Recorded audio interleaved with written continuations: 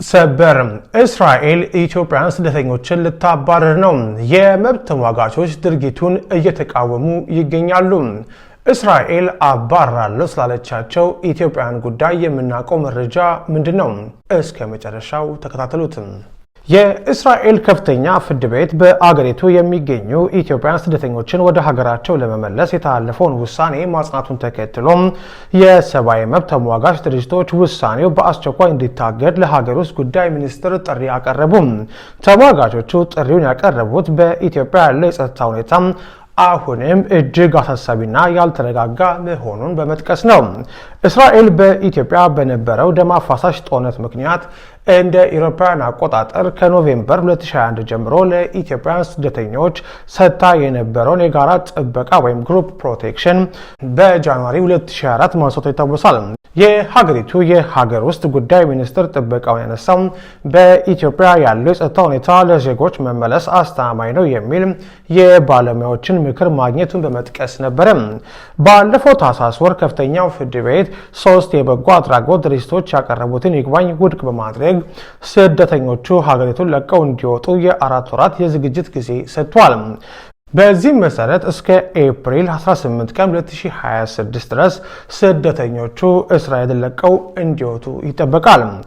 የመብት ተሟጋቾች ግን በኢትዮጵያ ያለው ሁኔታ አሁንም አስጊ መሆኑን ይሞግታሉ። የእስራኤል ውጭ ጉዳይ ሚኒስትር ራሱ በፌዴራል መንግስቱና በህወሓት መካከል ዳግም ውጊያ መጀመሩን ተከትሎ እስራኤላውያን ወደ ትግራይ ክልል የሚያደርጉትን ጉዞ እንዲያቆሙ ማስጠንቀቂያ መውጣቱን ድርጅቶቹ እንደ ማስረጃ ያቀርባሉ። በአሁኑ ወቅት በትግራይ ክልል ዳግም ውጊያ መጀመሩን፣ በአማራ ክልል በመንግስትና በታጣቂዎች መካከል ግጭት መቀጠሉን፣ በኦሮሚያ ክልል በመንግስትና በታጣቂዎች መካከል ያለው ፍጥጫ አለመቆሙን ድርጅቶቹ ገልጸዋል። የስደተኞች መብት ተሟጋች ድርጅት የክፍል ዳይሬክተር ኔታ ሚሼሊ እስራኤል ራሷ ለዜጎቿ የጉዞ ማስጠንቀቂያ በሰጠችበት ሁኔታ ስደተኞችን በቀጥታ ወደ ጦርነት ቀጠና መላክ ተገቢ አይደለም ሲሉ ውሳኔውን ነቅፈዋል። የእስራኤል መንግስት ውሳኔ የሚመለከታቸው 700 ስደተኞችን ብቻ ነው ቢልም የመብት ተሟጋቾች ግን ቁጥሩን ወደ 1400 እንደሚጠጋ ይገምታሉ። ብዙዎቹ ስደተኞች ከ20 ዓመታት በላይ በእስራኤል የኖሩ ልጆቻቸው ዕብራይስጥ ብቻ የሚናገሩና ወደ ኢትዮጵያ ቢመለሱ ለከፍተኛ አደጋ እንደሚጋለጡ የሚገልጹ ናቸው።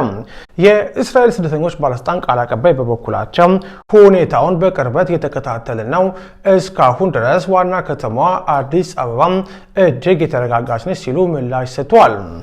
እስራኤል በአሁኑ ጊዜ ከሱዳንና ከኤርትራ ለመጡ ስደተኞች ጊዜያዊ ጥበቃ መስጠቷን ቀጥላለች።